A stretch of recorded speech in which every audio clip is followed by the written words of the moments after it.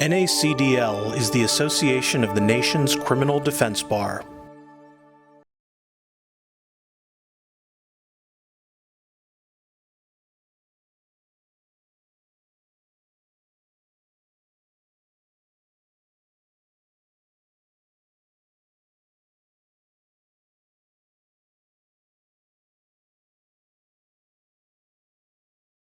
So good afternoon, everyone. Thank you for joining us for today's webinar.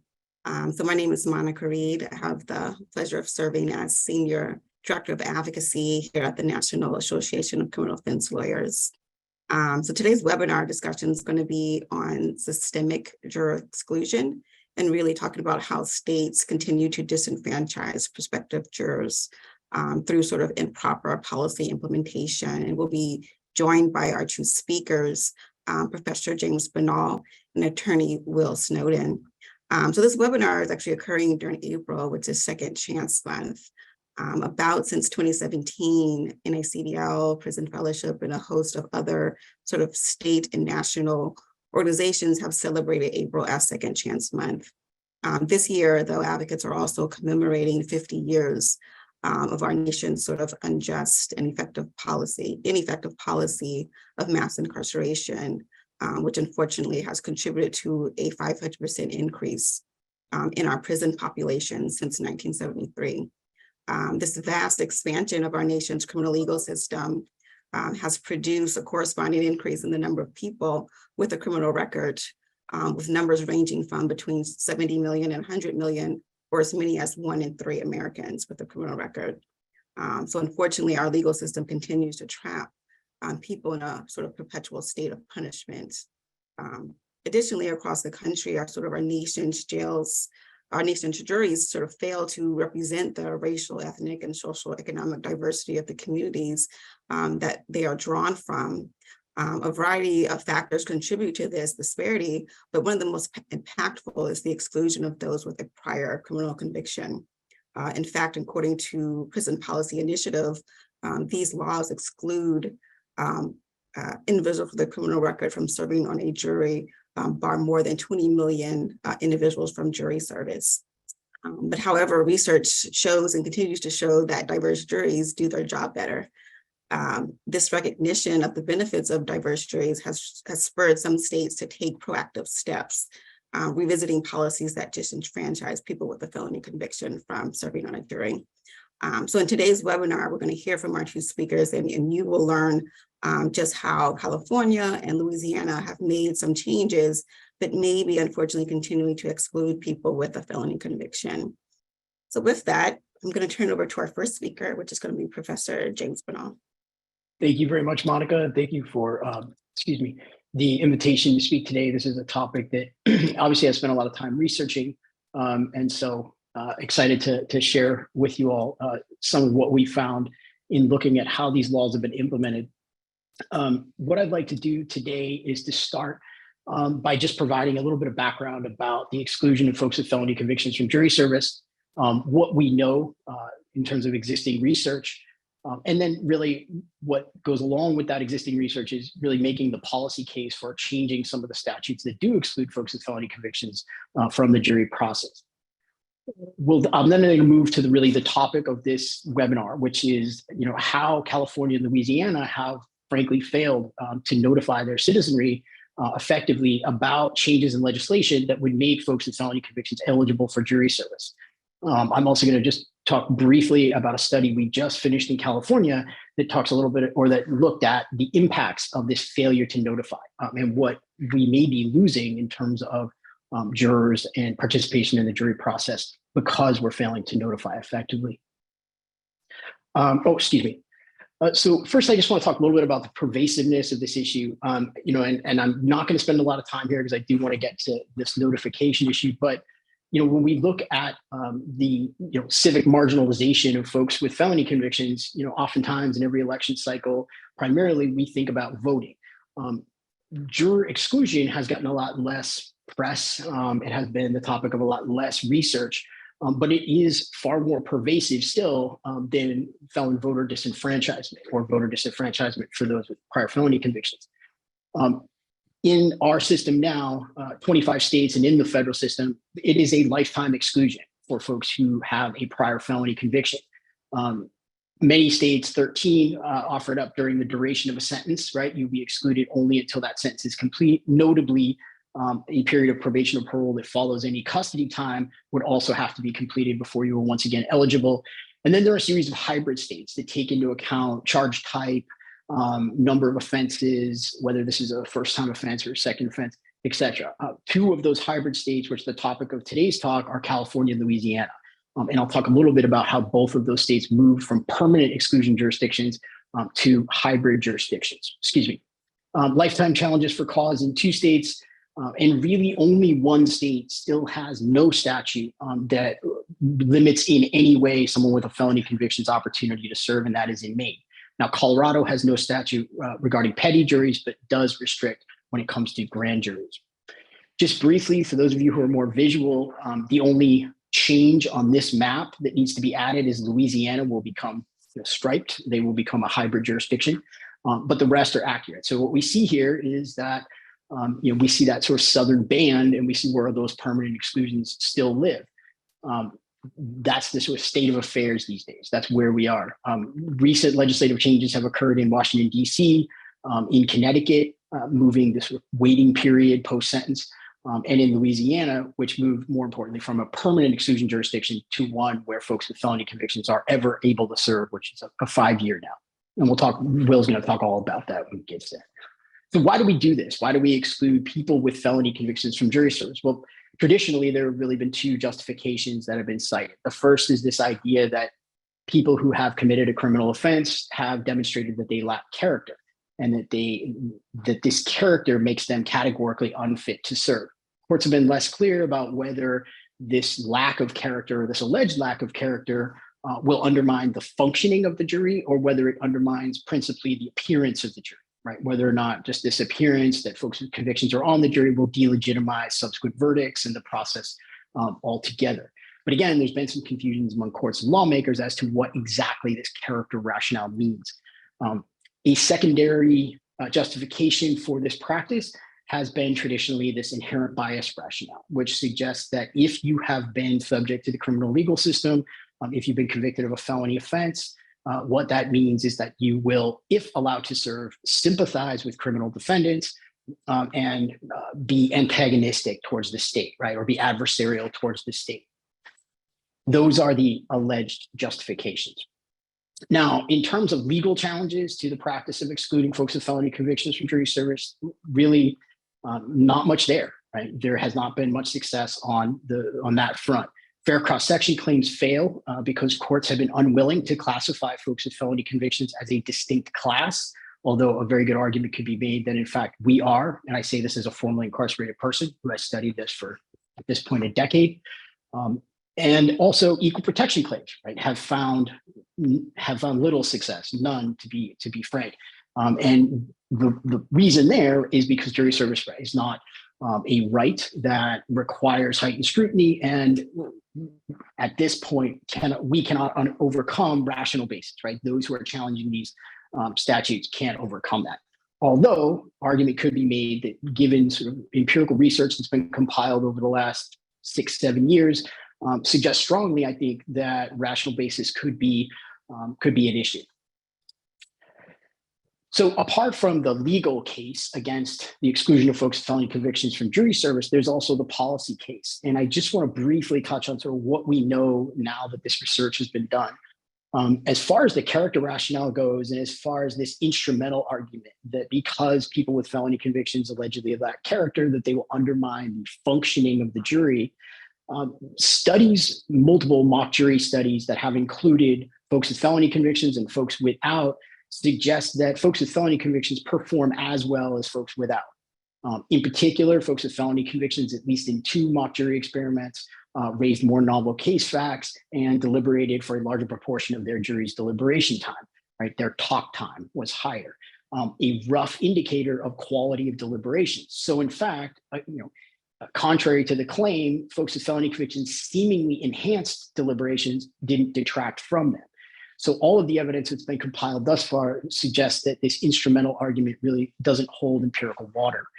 As far as the taint argument goes, that if we were to include folks with felony convictions on juries, then in the eyes of the public, that would denigrate the jury, that would undermine its legitimacy.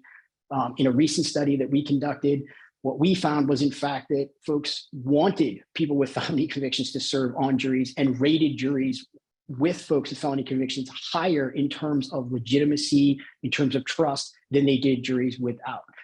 So that claim is undermined by at least one, soon to be two studies that look at how the public views juries that do include people with prior felony convictions. The inherent bias rationale has been equally undermined by empirical research, like more so, I would suggest, than the character rationale, given the imprecision of the character rationale. The claim on the inherent bias rationale is pretty straightforward, right? Sympathy for criminal defendants, adversarial toward the state.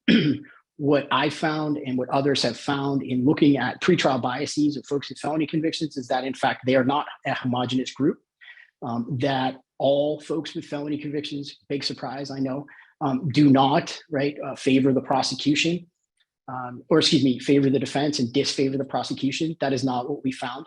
And in fact, we also found that there were a number of other groups with identifiable characteristics that were as pro-defense as folks with felony convictions, which begs the question, should we be in the business of this viewpoint discrimination when we have multiple groups that appear to be as pro-defense as the one that we categorically exclude across the board, right, in most jurisdictions? So the research there undermines that rationale as well. I want to just talk about one last chunk of research that's more recent, which is public opinion. Now, while the public does not support restoring jury rights as strongly as it does restoring voting rights, I argue in some of the work that I've done that partly that is that this is a topic that really hasn't gained a lot of attention, and that the public is a little bit unaware of why we do this and how severe or how pervasive this policy is. In the public opinion polls that we've done and YouGov has done, we find about half of the public supports restoring jury rights to those with prior felony convictions. Of course, there are differences between folks convicted of violent felonies and folks convicted of nonviolent felonies as categorized by the law. And there are also different results when we talk about folks with sexually based offenses. But generally speaking, across the board, while public opinion isn't as strong as restoring voting rights, it does favor, or at least shows a level of ambivalence where the public is willing to accept the restoration of jury rights. And perhaps this research sort of made the case in California. And this is sort of a compilation of all of that research. This wouldn't be a webinar if there wasn't a shameless plug for a book. So here's my book, right? 20 Million Angry Men. This compiles about a decade's worth of research on this topic. And I think we'll sort of cover all of the things that we're talking about today. So this policy case arguably is strong. And in California, a lot of this research was cited in the proposition of Senate Bill 310. So it was introduced by Nancy Skinner, Senator Nancy Skinner from Berkeley in 2019. And the original version of this bill in California just was blanket restoration. It was essentially the main policy. All Californians with a felony criminal conviction would be allowed to serve, and they would be allowed to serve without qualification. That bill was amended, and it was amended with two carve-outs that are notable. And it passed with these carve-outs and became effective January 1st in this amended form. Now, the carve-outs include restoration does not apply to those who are on any type of supervision, state or federal. So parole, probation, that must terminate before you are once again eligible in California if you have a prior felony conviction. Also, in California, we call them 290 registrable offenses, sexually based offenses. We now have a tiered system, 10, 20, and life. Any tier that requires registration, you will remain permanently ineligible for jury service until you are off of that registry. And if it's a lifetime registry, that becomes a permanent exclusion. So Senate Bill 310, I just want to go over this one last time. It became effective January 1st, 2020, right before the pandemic, right? A few months before shutdowns occurred. And so what we see when we look at SB 310, and we did in August of 2020, we wanted to know, how does this rollout look? What we first noticed was that in the legislation, and we knew this from the start, that there was no notification provision. So there was no requirement that of California's 58 counties that they notify the public about this change, about how SB 310 was going to alter their jury pool. So we looked at county by county the efforts that these folks have taken to let the citizen know, that look, there's a new law. This makes many of you eligible. This is how you get back onto the jury rolls. This is how you serve if that's something you want to do. And when we looked at it in August of 2020, what we found was that really the message wasn't getting to the public. 22 of 58 counties had published false or misleading information. Some examples included one county that required anyone with a felony conviction to achieve a certificate, or acquire, I should say, a certificate of rehabilitation prior to being put back on the jury rolls. That affirmative step is not part of the legislation, never was, still is not.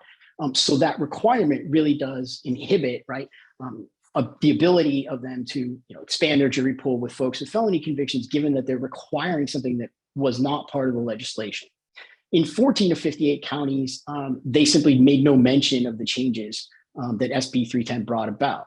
So when someone got a summons and went to the court website, which is where most folks go to see, what time do I show up, where do I go, what entrance do I use, there was no information about whether someone with a felony conviction could serve. So again, not a great job of putting this information out. Judicial Council officially was initially silent, but did send notification in November of 2019 with very detailed instructions to each county about how to update their websites, how to update their summonses, so that they would be in compliance with SB 310. So given all of this, we took a look, again, August of 2020, middle of a pandemic, wanted to give the counties a little bit of a break. So we looked again this year. We looked in January of 2023. Unfortunately, there weren't many changes. There were a few, but still 17 out of 58 counties were false or misleading. That requirement of certificate of rehabilitation in that county I mentioned still exists. 2 other counties now are requiring affirmative actions that are simply not part of the legislation. And again, in 12 or 58 counties, there was no mention of SB 310. So when we put this all together, what we see is that half of all California counties, what I say about it is, have a notification problem, right? They have not let the folks that could be eligible for jury service know effectively that they are in fact back in the civic fold and are now allowed to serve on juries. So I want to talk a little bit about sort of what this means and why this matters.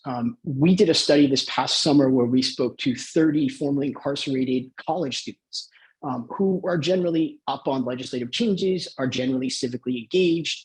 And we asked them point blank, what is your jury eligibility status? What 28 out of 30 told us was they had no idea. They didn't know whether they could serve or whether they couldn't.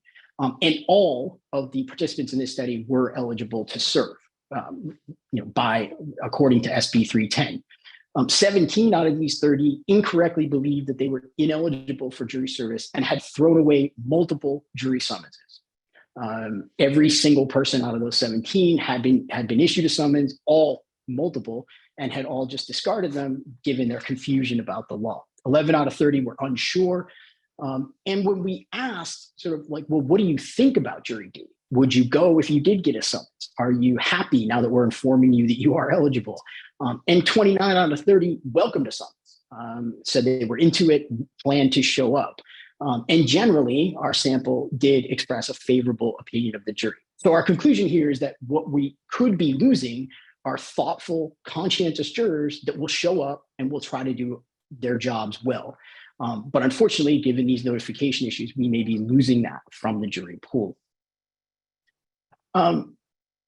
In working with Will down in Louisiana, one of the first steps we took after there was a legislative change, right? And in Louisiana, and Will's going to talk all about this, their legislative change went into effect in August 21, moved them from a permanent jurisdiction to a 5-year waiting period.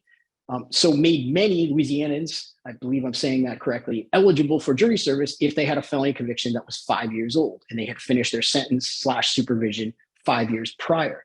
So we took a first cut look at the parishes and the judicial district courts to see how are they publicizing this change. And what we found unfortunately, was that 86% of parishes and 79% of judicial district courts simply never publicized the changes made by Act 121 or HB 84, which was the Juror Restoration Act. 35 parishes and 10 judicial district courts publicized still the permanent exclusion language, so that if someone went to these 35 parishes or 10 judicial court websites, they would see, or incorrectly, or they would be told incorrectly, that they are still permanently ineligible for service. That is no longer the law, and that, obviously it can impact whether someone shows up, whether someone throws away a summons in light of the information they're given at the court website.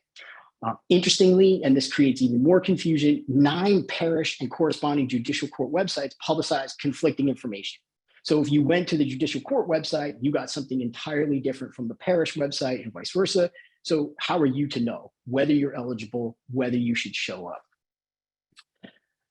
So how should we be notifying? This is the last slide I have. I just want to talk briefly about sort of what this looks like. We have most of our information on the voter disenfranchisement side when it comes to notification provisions and their efficacy. And there is mixed research on whether or not including notification provisions and including and how to notify, whether that increases show up rate. Now, it's a little different on the jury side because you're being summoned to show, obviously. But what they found on the voting side is that best practices include, first of all, having a notification mandate in the legislation. So if there's a legislative change, require counties, require the state to notify the citizenry about these changes.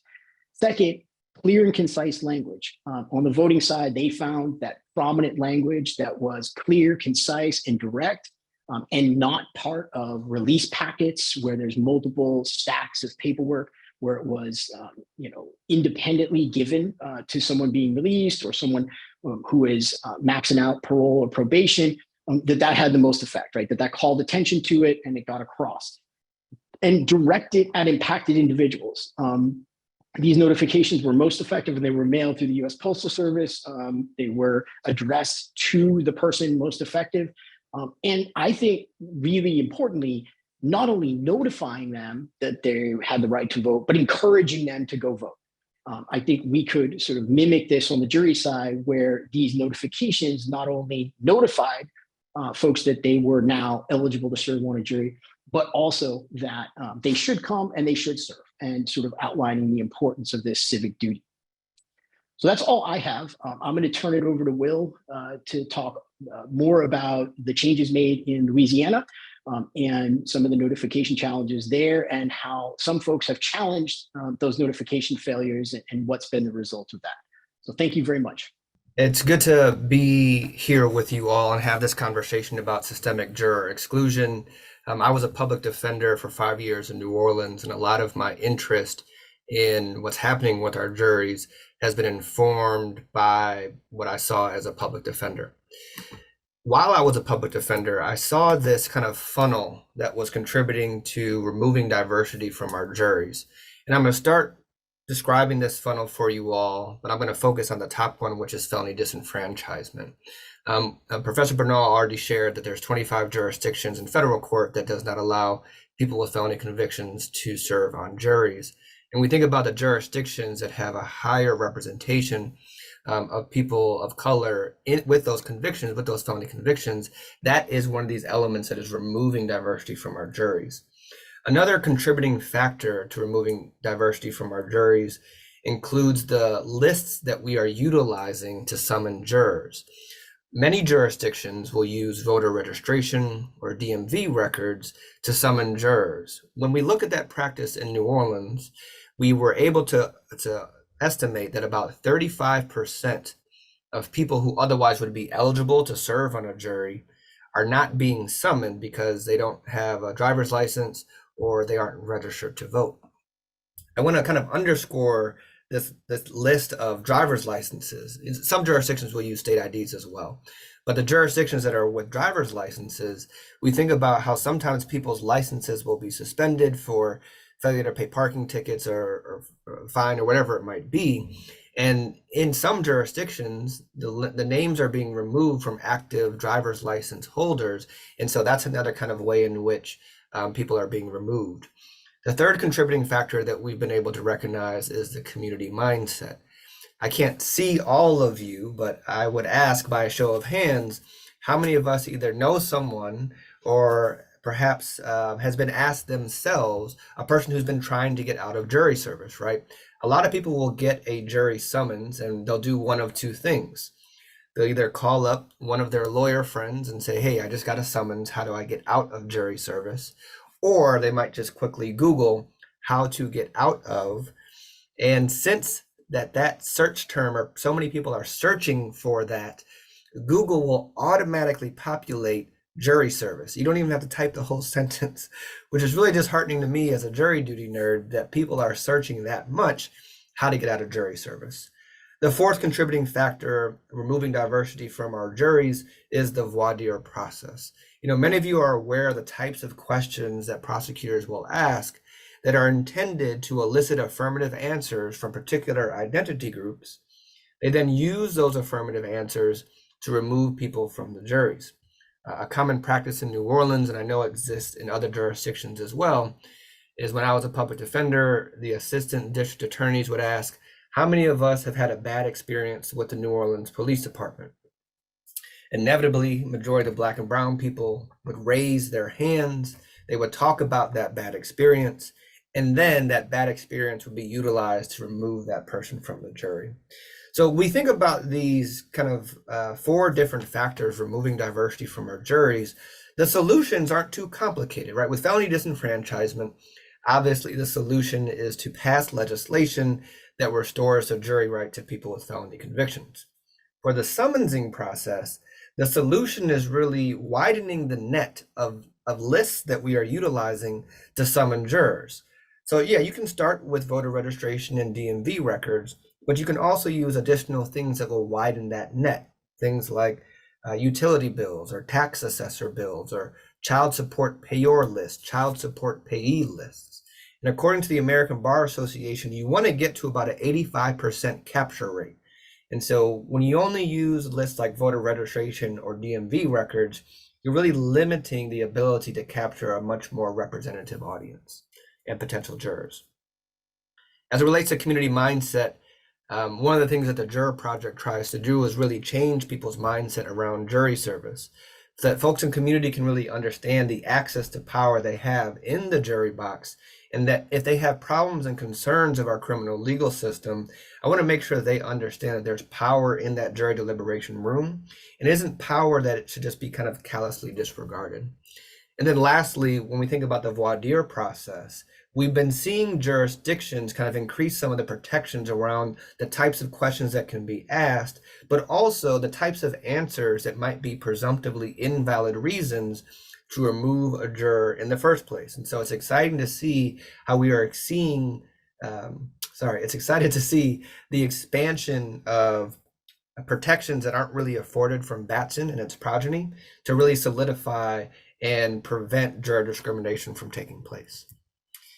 I want to share with you a little bit about Louisiana's story about re-enfranchisement for people with felony convictions. And I want to do so to potentially illuminate and perhaps give you insight into what a strategy could look like in your home jurisdictions, particularly around this idea of restoring jury rights to people with felony convictions.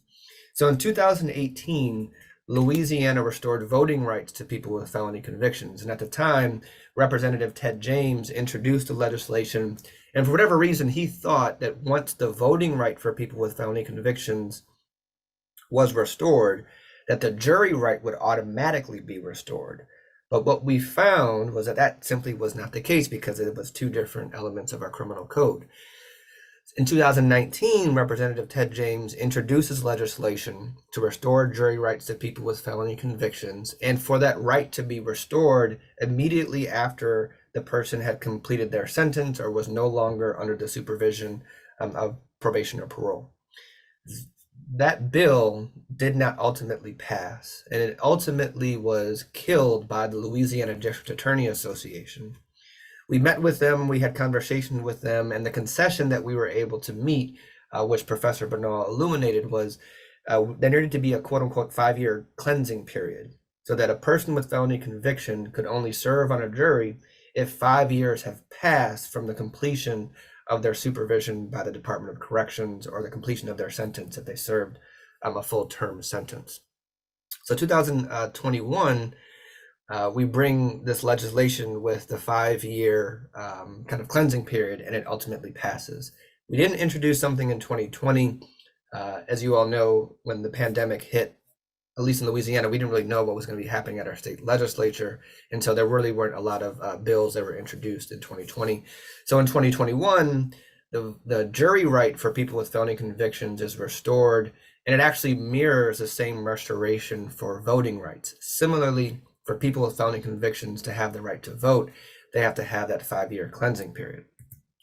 So what ends up happening is that we've been able to establish this right, but as my friend and colleague Norris Henderson says, it was a right without a remedy.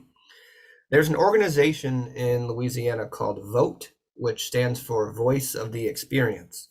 It is an organization that was founded and started by people incarcerated at Angola prison. It is now run and led by formerly incarcerated people. They are a membership-based organization. They do a lot of amazing grassroots organizing around political advocacy and other issues.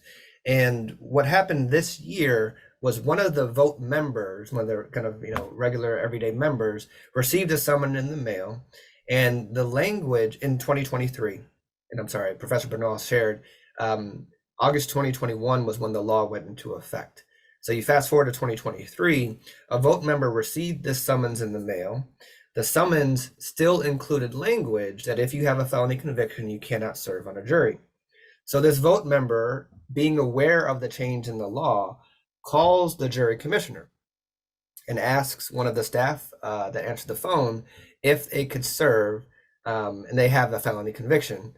And there was no inquiry from the jury commissioner staff member into how old was the felony conviction. And the staff member told them that no, they cannot and will never be able to serve, because they thought that they didn't know the law had actually changed. So the VOTE member thought that this wasn't right. So they end up sharing this information with the director of the organization. The organization VOTE sends a letter to the chief judge of Orleans Parish Criminal District Court saying, hey, we worked on this bill in 2021 to restore jury rights to people with felony convictions. Your summons is wrong, and the language on your website is wrong. So once that letter was sent, a lot of the advocates, a lot of the defense lawyers and public defenders began to think about the strategy behind filing motions to quash. And so in February, there was a motion to quash in a murder trial. I think it was a murder trial. Basically, found a motion to quash the veneer. And the argument was that this veneer was populated via the exclusion of people with felony convictions, because all the summonses that went out did not have the appropriate language and the website had not been changed. That motion was ultimately kind of de facto granted. It went up to the Fourth Circuit, and a hearing needed to be held. And all of the trials during March were canceled because all of the bad summonses that had gone out. So one kind of strategy was to file this motion to quash the veneer, which was ultimately successful in getting a new jury trial. The second, to get a new jury. The second kind of strategy that was deployed was for somebody who had previously been convicted by a jury that did not have people with felony convictions on it. I ended up testifying in that hearing, talking about the legislation, talking about how and when this right was restored. And the lawyer in that case was filing for a motion for new trial, because in our criminal code, there's essentially a clause that says a motion for new trial could be filed in the interest of justice. We ultimately lost that motion because the judge wanted to see direct evidence that the 2,000 summons that went out, she wanted to know the percentage of those 2,000 individuals who actually had felony convictions, so that she could understand if people with felony convictions were actually removed from the jury. So with this being the reality that people with felony convictions, despite having the right to serve on juries, weren't having access to that jury box, came up with this idea that we're calling jury sit-ins. And essentially what it is I am providing training and information for VOTE members, and it'll eventually will be open to everybody in Louisiana and other jurisdictions, essentially giving them the ins and outs of understanding what jury selection looks like, what are the processes, so that when they do show up to serve on juries, they aren't as intimidated by the process. As some of you know, some people experience anxiety when they go to court and when they're asked questions. And so part of this training is really trying to provide some information about what the process will look like, and then also to kind of ease some of the anxiety that people with felony convictions might experience showing up to serve on juries. Now, you might be asking what I mean showing up to serve on juries. Well, in Louisiana and in New Orleans, you actually can volunteer to serve on a jury. So what we're able to do is, in response to the chief criminal district court judge saying that there is a lack of jurors, we have been trying to be responsive by sending the court more jurors. And in this instance, the people that we are sending to court to help cases actually go to trial are people with felony convictions. I provided you the handout that we used during our jury sit-in training, so you can kind of get an insight into some of the information that we have shared. Would love to kind of continue any dialogue and questions that you have beyond this webinar. This is my information. I can see that there's things in the chat box and the questions. I can't see what they are. So I'm excited to stop sharing my screen and then hopefully dive into some questions that you all might have. Thank you. And Professor Binnall, I don't know if you want to answer a few of those questions live, maybe, if there's any particular ones that may be of interest to anyone else. There are a couple ones in the chat, maybe. I'm sorry, I'm just looking at the questions in the Q&A box. So from Chris asking about, do I have a sample motion to preclude asking in voir dire about prior police experiences? I don't off the top of my head, but I feel comfortable that those resources exist. So let me check with some colleagues, and hopefully we can figure out a way how to share answers after the webinar, or excuse me, share resources after the webinar. I see Paul's question is, I'm curious if there's any information how computer programs use randomize a jury pool has any systematic disenfranchisement, felony convictions still programmed as prohibited in the computer. So Paul, what was happening in New Orleans was the actual exclusion process was happening via self-identification. So when a person would either show up to court or they would call in and say, hey, I have a felony conviction, am I still supposed to show up? And that person would, the jury commissioner staff member would simply tell them, no, don't show up. And then secondly, the computer kind of randomization process did not exclude people with felony convictions. So once they get the list of names from the Office of Motor Vehicle and the Secretary of State for voter registration, the staff is comparing the names to the felony records. And then if they identify people with felony convictions, they're removing them themselves. Okay, so that was Paul's, Mackey's, Joey's question. Do you have any experience with excluding jurors based upon language disenfranchisement, non-English speakers or those that don't meet the proficiency standard? I'll ask Professor Binnall to share his ideas as well. I haven't, what I've seen is not necessarily kind of a systematic exclusion of language disenfranchisement. What I have seen is both defense attorneys and prosecutors agreeing upon a cause strike for somebody who may have represented that English is not their first language. I do think that I've seen some jurisdictions try to be more intentional about the language access resources they provide to potential jurors. But what I've seen, at least in my practice, is actually an agreement between both parties that that person can be excused. Professor Binnall, did you have anything to add?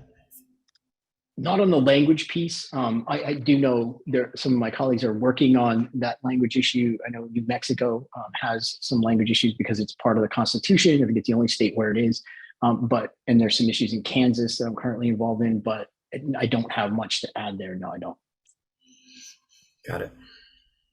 I will take one question just in the chat, which is a great question about civil rights having been restored. So that's a really So I'm part of a project right now where we're trying to put together, how do you get your rights restored in coordination with NACDL, I should say.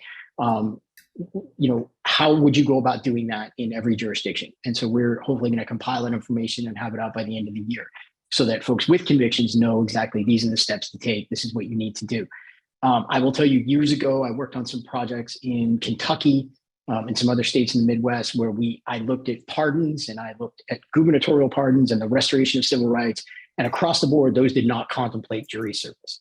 I did get a question in the chat about expungements and whether those would impact eligibility for jury service. At least in my experience, expungements do not go that far. So they did not restore the right to serve on a jury anywhere where I've looked at expungements and whether or not that right's been restored. So really a little bit of a mishmash. Hopefully it'll get clearer when this how to restore work is done this summer. But generally speaking, no, those are not contemplated the same as voting rights and the same as others. There was a question, Will, about where to find, what judicial districts and what parishes do in Louisiana. Will has published our research on his website on the Juror Project. So you can go there. There's a link. It will break down all of the parishes, all of the JDCs. So you'll have exact information along with sites, frozen perm links to their websites as they were when we did the survey. So January. So you'll have information exactly about what the website said, how to get there.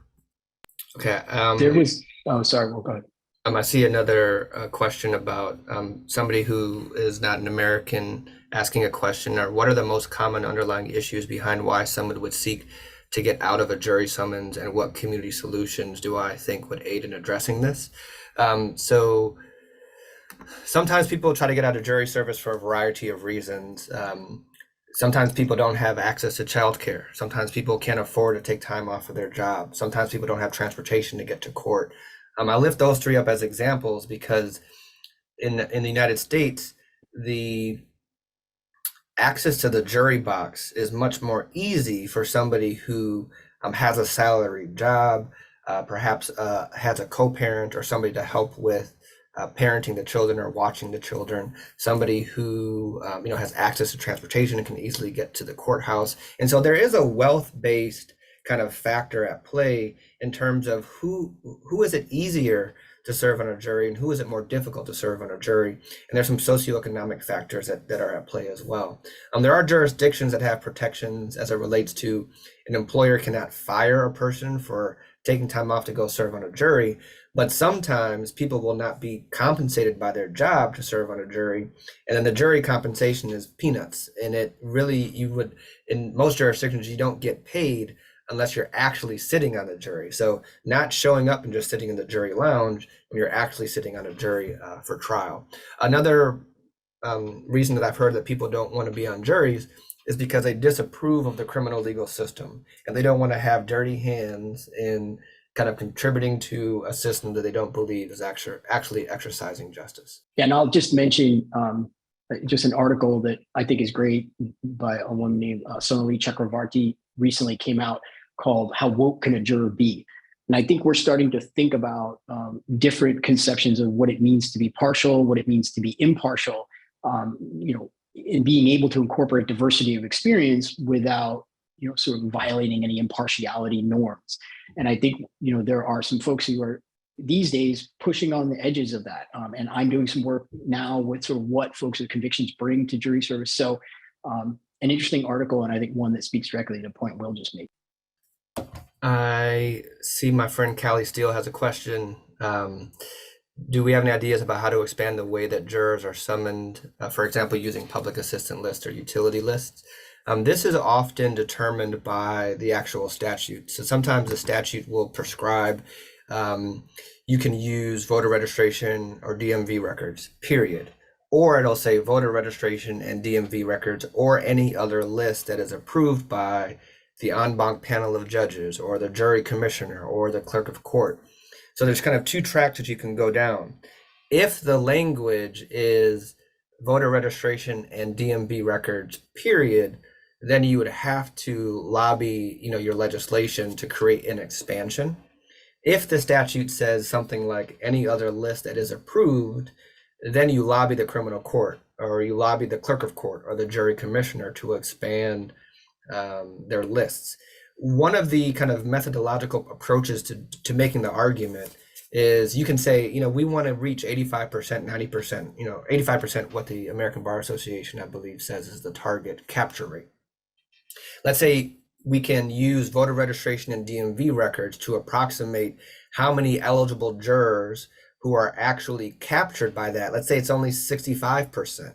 Then you can make the argument that if you supplemented with utility bills, tax assessor bills, whatever it is, to get you closer to that 85%, you can really represent and demonstrate that these additional lists are necessary to having a more expansive and representative jury.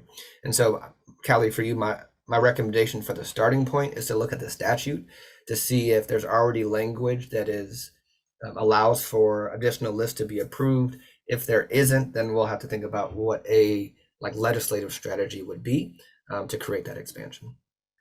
Okay, next question from Talitha, and I'm sorry if I'm saying your name wrong. My DAs are using prior arrests as grounds for peremptory challenges. Given the racial discrimination in arrests, even without convictions, has Batson been tried on those grounds? I don't think Batson, well, it sounds like arrests are kind of being used as a thinly veiled representation of race. I don't know if the question itself would trigger Batson, but if you can demonstrate that the question is you can perhaps try to demonstrate that if the affirmative answers about who's been arrested was of a particular identity group, you could use the similarity in that identity group to try to activate Batson. But the tricky thing is the prosecutor is going to say, I didn't strike them because they're Asian. I struck them because of their arrest, right? And so that kind of lifts up one of the problems of Batson is it allows there to be this kind of mask or this veil that covers a discriminatory intent. And I think what we've seen, at least in Washington state, and I forget about California, but at least I know in Washington state and some other jurisdictions, they've included presumptively invalid reasons to remove somebody from a jury. And one of those presumptively invalid reasons, like from Washington state, if I remember correctly, is having contact with the criminal legal system, which would include somebody being arrested, right? So what I hear is that the district attorneys are using something like a prior arrest as a reason to strike somebody, and that the current framework of Batson does not provide sufficient protections around just that characteristic of having an arrest. And so in your jurisdiction, we would want to figure out how can we create further protection so that that is not a justifiable reason to remove somebody from the jury.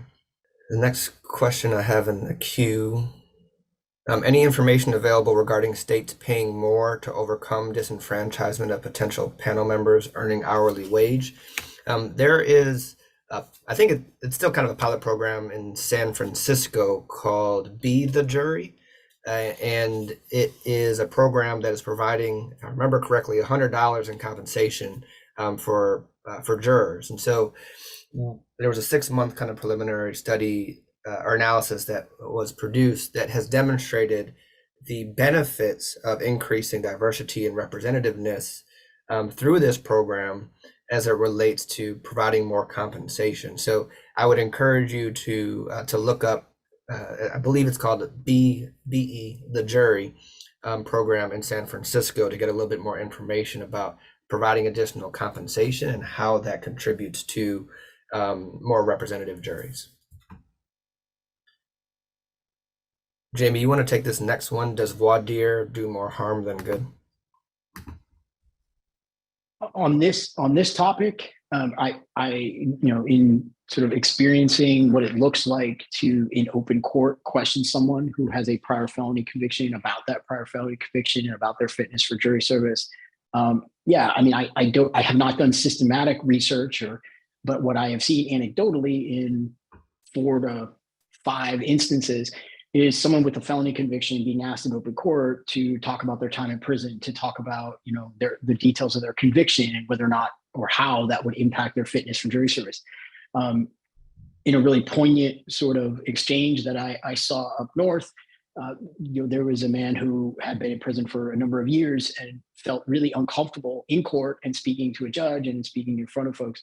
So brought his mom in to speak for him. And it was allowed temporarily until he was ultimately excused, but had a sort of an emotional reaction to this. And so I think to re-traumatize people during this process, it can be damaging. How do we do it? I would absolutely favor the use of questionnaires and the use of sort of in-chamber sidebar type, ways to just talk about this. Unfortunately, in California, that's not often the case, and it's in open court, and it can be embarrassing, it can be shameful, etc. It can be re-traumatizing. So I'm sort of going to reserve my opinion as to whether voir dire is worse or better in this instance. Look, I think everyone should sort of be assessed like everyone else. That's always been my argument. Let us into the pipeline, just like you do everyone else, to assess whether we're fit. But I do think there are some protections that maybe need to be employed when it comes to someone who's done time and who sort of has multiple convictions, let's say, because it can be re-traumatizing. So there's my hedged answer. Sorry. My answer is, as it relates to voir dire, and particularly asking the question about people with felony convictions, or even if somebody has arrests, I certainly think it does harm the ability to establish a representative jury. Locally, I gave a presentation and a training with the district attorney's office, and I got a commitment from them to not ask the question about felony conviction status or contact with police or anything like that.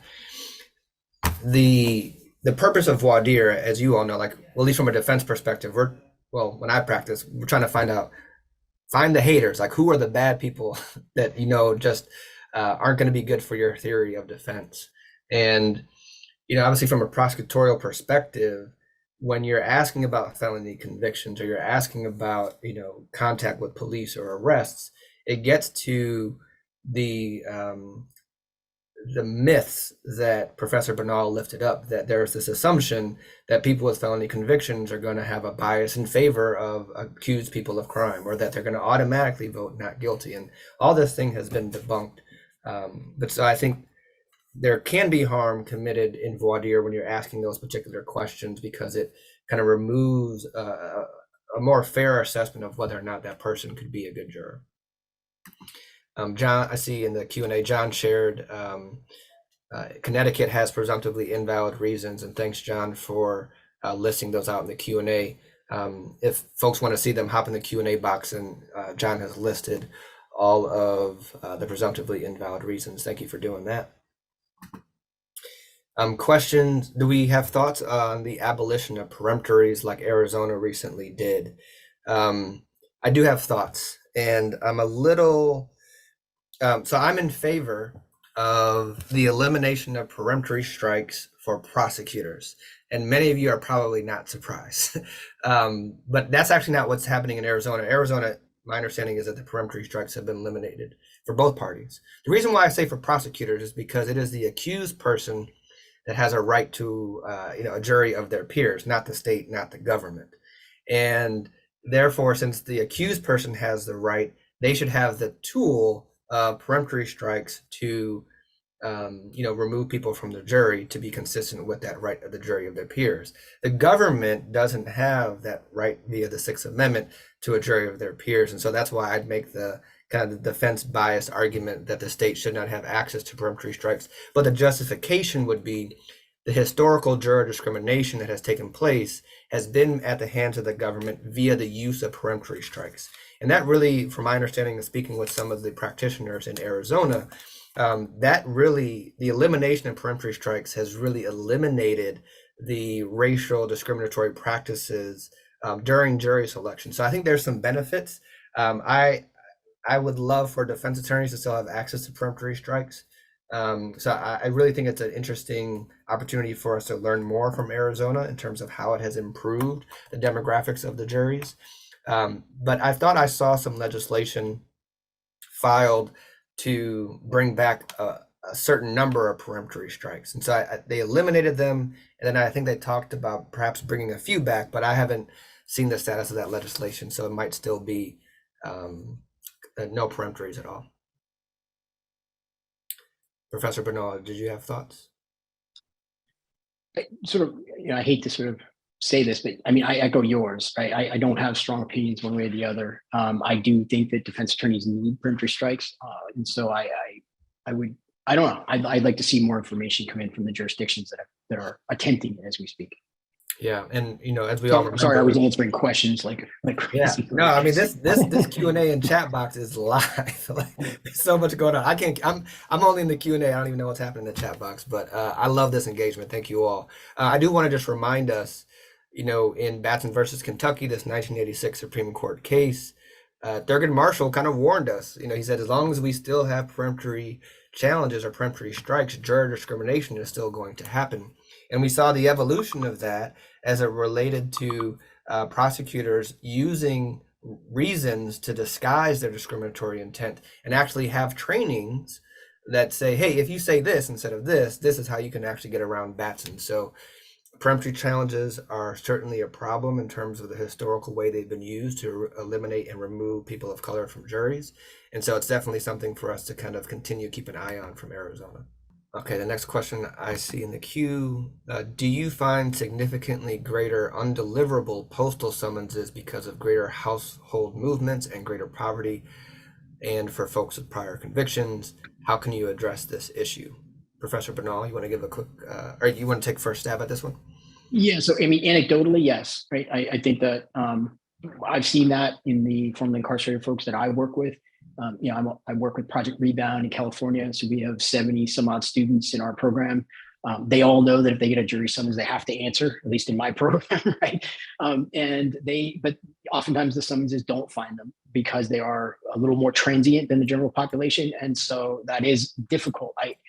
But I don't think more so than other populations. I don't have numbers on this. I have not studied this systematically, but I will say I would think that yes, that is an issue for our population more so than generally.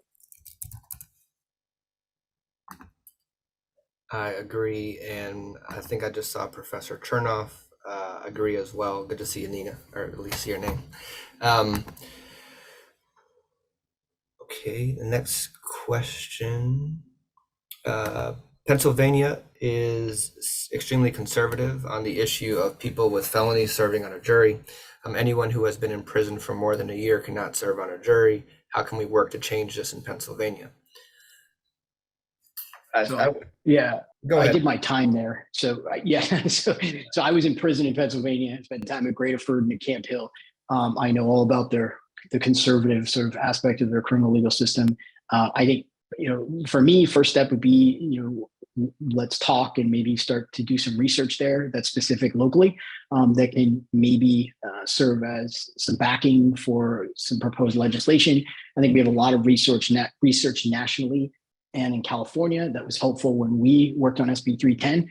I think some local research there would be helpful as well. So I put my comment in the chat, answered this directly, or my contact information. Please reach out and we can maybe brainstorm about some things that could help move the needle. We hope you enjoyed this program. And with that, I'm going to thank our presenters and hope everybody has an outstanding day.